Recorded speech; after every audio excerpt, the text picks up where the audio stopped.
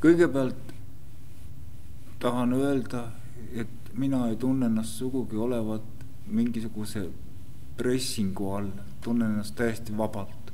See tähendab seda, et kõikidel inimestel ju on probleemid, mida tuleb lahendada. Ja me oleme sotsiaalsed olendid ja sõltume teistest inimestest vast ehk iga probleemi lahendamisel, kes vähem, kes rohkem.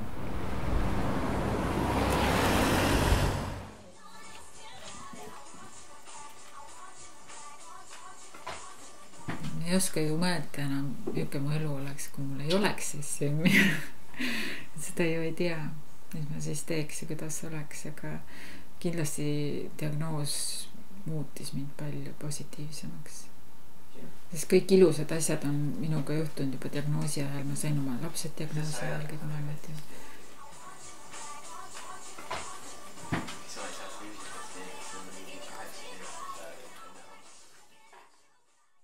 Elu on muutunud muidugi. Seda on isegi raske öelda, kuidas. Tähendab, tööst jäin ilma nüüd paar aastat tagasi. Ja mõnestus tööl käia. Nüüd sain uue töökoha, kus käin harjutamas. Ja liikumine tähtsi hea, et skuutri sain. Sellega saab sõita igale poole.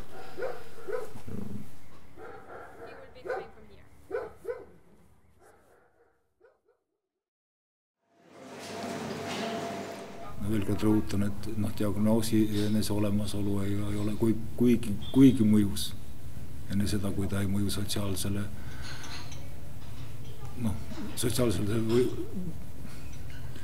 võimele sotsiaalselt lävida ja minna ja tulla. Ja tuleb ainult viia, tuua, panna, anda kogu aeg. Ennem ma sain, ma ei tea, võib-olla ma ei saanud ennem oli maailma hoopis teistsugune. Tervete inimeste vahel. Minult laenati tihti, näiteks ei ole ju hea mul midagi öelda, aga et minult laenati tihti raha töö juures, et näiteks et üür on vaja maksta ja ma ei tahtnud seda kunagi tagasi saada ja nii edasi, aga rohkem nagu midagi head ei tehtudki oma vahel. Aga tänasel päeval, kui ei saaks veeklaasigi huultele tõsta, et juua saada, siis on sellel ikka hoopis veel parem maik.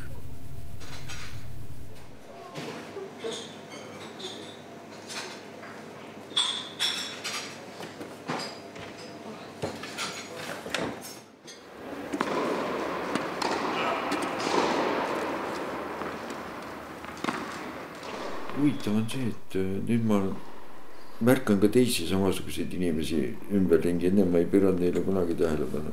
Ja olen näinud ka palju inimesi, kes on näiteks küsinud, kas saavad aidata või midagi abistutada ja see on tore.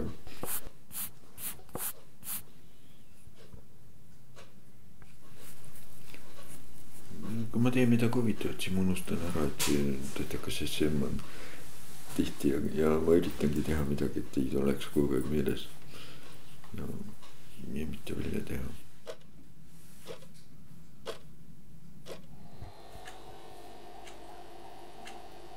Ma arvan, et ma olen arenenud koos haigusega ja positiivsemaks. See võikab või? Ei sul midagi eega.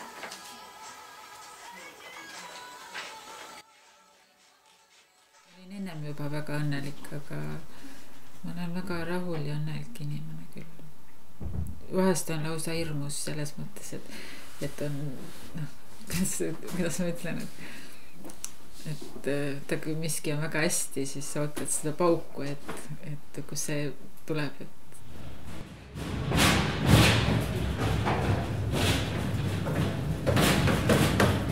Isa on vana ja väsinud ja keegi ei ole võtnud mind enda juurde nii iga 3 tunni tagant ole alla võtta.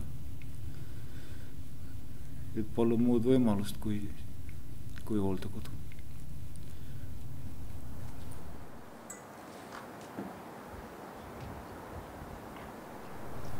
ma olen esimest korda tõeliselt armunud ja tunnen tõeliselt esimest korda oma elus armastust. Mitte midagi pole tähtsamat siin maailmas. Ingrid on mulle öelnud, et vahest ehk kõige ilusamad sõnad, mida ma elus kuulnud olen. Ta teeb kõike, mida ma soovin. Ma olen tema armastusest sõltuv, mitte tema füüsilisest võimest mind lükata.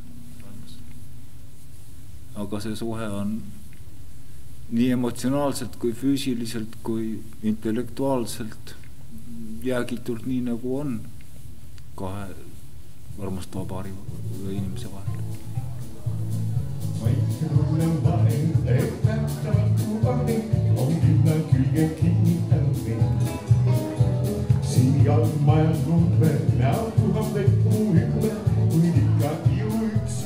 Tunduvalt lähemal täiuslikkusele kui kunagi varem.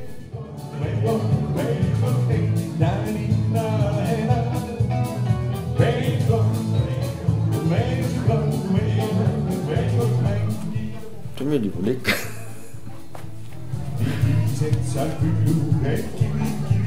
Tähendab väga palju. Ja mul on natuke kahju, et mul haige olen.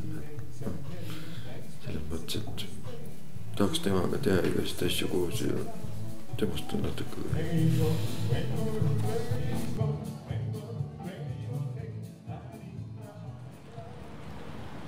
Ma ei saa joosta koos lastega metsas käia, aga minu meelest see aina paraneb. Aina rohkem olen ma saanud hakata tegema. No küll ei jookse veel. Aga ega seegi kaugele ei ole. Ma ei ütleks, et ma oleks milleski nüüd väga pidanud loobuma.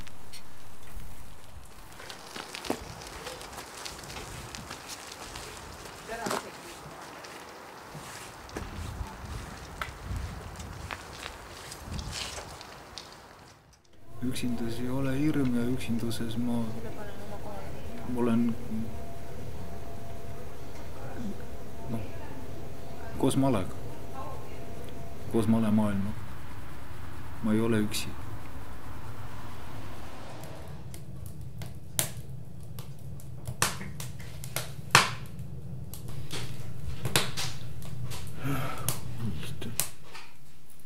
Igaüks unistab alati paremast tulevikust.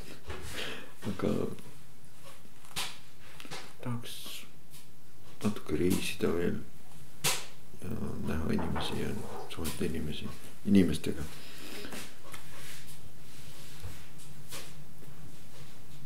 Unistus on terveks saada. Loomulikult ma tahan, et saaks terveks ja mõni päev joosta enne kui liiga vanaks.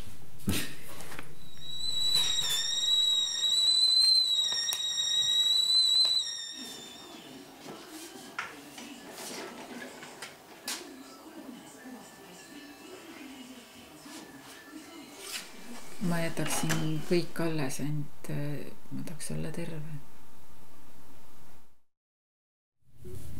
Ei, ma olen seda meelt, et ma ei saa oma saatust muuta. Saatus saab vaid mind muuta.